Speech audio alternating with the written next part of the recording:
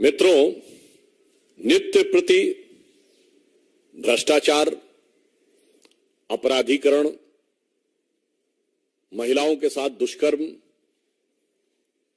जैसी शर्मनाक घटनाओं के लिए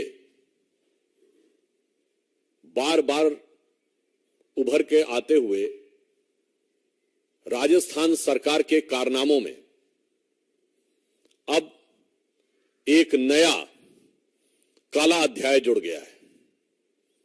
और यह काला अध्याय लाल डायरी से संबंधित है। वो लाल डायरी जो पिछले कई दिनों से चर्चा बनी हुई थी और जिसको लेकर आपने देखा कि विधानसभा के अंदर फिजिकल मैन हैंडलिंग तक हुई, और अब उस लाल डायरी के काले पन्ने भी एक एक करके सामने आने लगे हैं। अभी जो उसके कुछ अंश सामने आए हैं, उससे कांग्रेस के अंदर और कांग्रेस की सरकार के द्वारा राजस्थान क्रिकेट एसोसिएशन और इस ढंग की चीजों के साथ पैसे के लेन देन की बातें भी सामने आ रही हैं। और अब इसमें इस लाल डायरी में तो राजस्थान के मुख्यमंत्री जी के लाल के भी कारनामे सामने आ रहे हैं। और मैं यह बात इसलिए गंभीरता से कहना चाहता हूं कि यह विषय केवल एक आरोप नहीं है, यह विषय राजस्थान सरकार के मंत्री ने उठाया है। और मंत्री ने कहां उठाया है? सदन के पटल पर उठाया था। मेरे विचार से संवैधानिक दृष्टि से सरकार के मंत्री का सदन के पटल पर दिया गया वक्तव्य सबसे ऑथेंटिक या प्रामाणिक माना जाता है। तो इससे अधिक प्रामाणिकता राजस्थान सरकार के भ्रष्टाचार की नहीं हो सकती।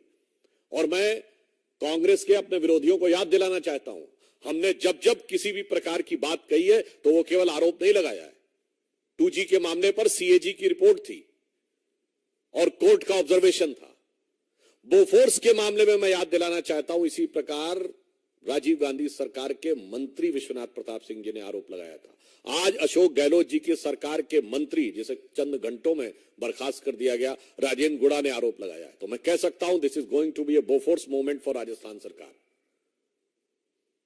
The reason is been the allegation is by the government itself, क्योंकि कैबिनेट मंत्री सरकार होता है, सरकार का हिस्सा होता है। और इतना ही नहीं, उसमें इस ढंग के शब्द आ रहे हैं कि फोन करके पूछा जा रहा है कि मेरा पैसा दे दो, अभी तक दिया नहीं गया है। और फिर मुख्यमंत्री जी के PS से बात हो रही है और उसने कहा कि हम दे देंगे, परंतु अभी तक नहीं दिया गया।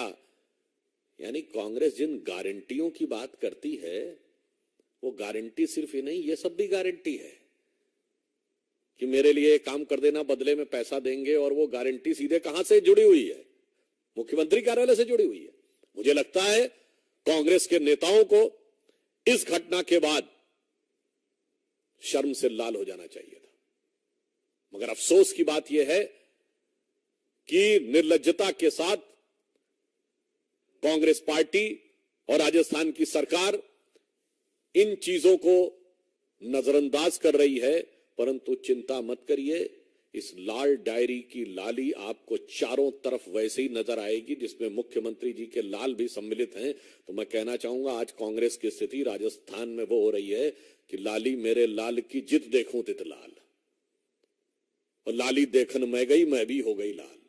तो आज मुझे दूसरे संदर्भ में यह उक्ति उनके ऊपर चरितार्थ लगती है। और उससे अधिक कष्ट की बात क्या है? अलवर में इतना बड़ा गैंगरेप हुआ, उसके बाद एक के बाद एक अनेक घटनाएं अलवर डिस्ट्रिक्ट में आती चली जा रही हैं। 17 साल की एक नाबालिग बालिका के साथ 4 युवकों ने सामूहिक दुष्कर्म किया। 19 से 21 साल के बीच के आरोपियों ने एक और बालिका के साथ सामूहिक दुष्कर्म किया। अनेक स्थानों के ऊपर कभी कभी यह भी शक होता है कि आरोपियों के ऊपर प्रभावी कार्रवाई किसी इसी कारण से तो नहीं हो रही कि उनको लगता है कि उसका कोई वोट से संबंध है। अभी कल की घटना है कि भीलवाड़ा में एक बच्ची के साथ दुष्कर्म करके उसको जला दिया गया। और यदि प्रतिदिन का हिसाब देखें तो 15 से 20 घटनाएं इस प्रकार की राजस्थान में होती चली आ रही हैं।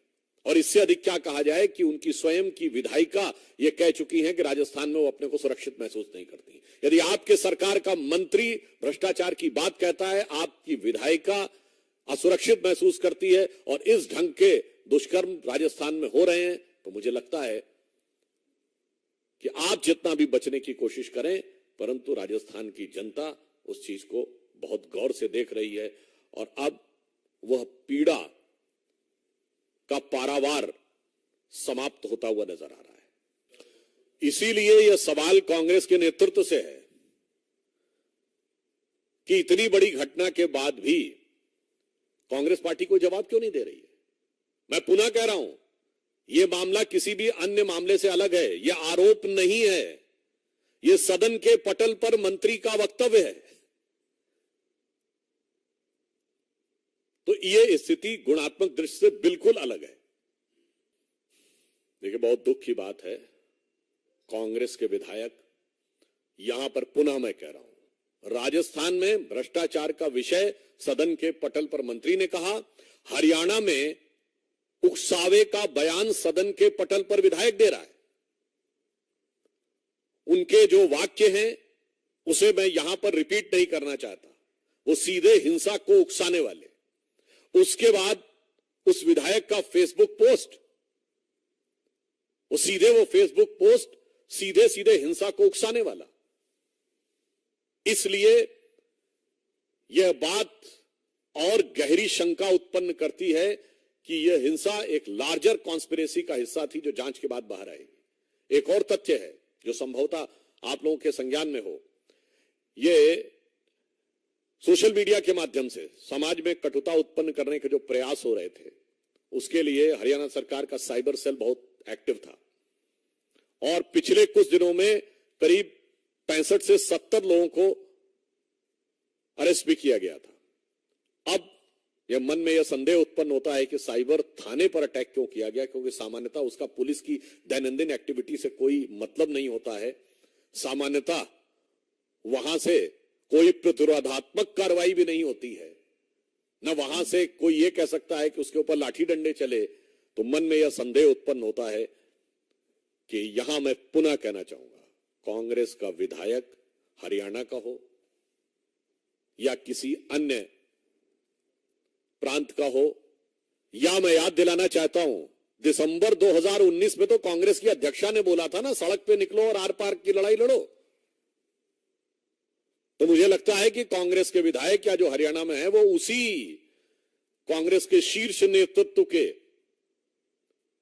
वह निर्देश को जो उन्होंने उस समय में दिया था, शायद उसी को आगे बढ़ाते हुए नजर आ रहे हैं।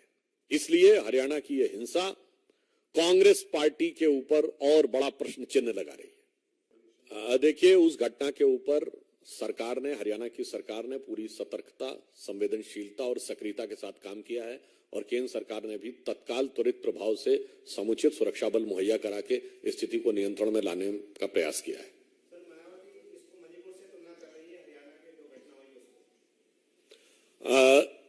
यहां पर हरियाणा में पहला सवाल कांग्रेस पार्टी से बनता है, जिसके विधायक मम्मन खान का बयान और उनका वीडियो, उनका सोशल मीडिया पोस्ट, मेरे विचार से किसी भी राजनीतिक दल के जिम्मेदार व्यक्ति को इस प्रकार के बयान देने से बचना चाहिए, बगैर किसी संदर्भ के। कोई घटना थी क्या, किसी चीज की प्रतिक्रिया में बोल रहे थे क्या,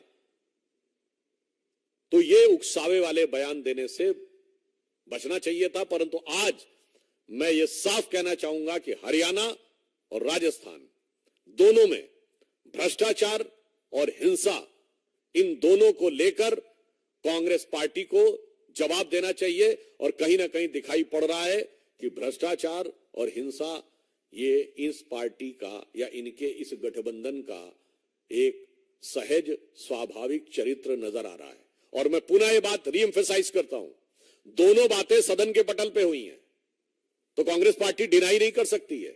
यह आरोप नहीं है, यह उनके विधायक और मंत्री का फ्लोर ऑफ द हाउस पे दिया गया बयान है। तो फ्लोर ऑफ द हाउस के दिए गए बयान की पूरी नैतिक जिम्मेदारी उस पार्टी की बनती है या उस सरकार की बनती है जिस सरकार का वो मंत्री है और उस पार्टी की बनती है जिस पार्टी की वो विधायक है। धन्यवाद।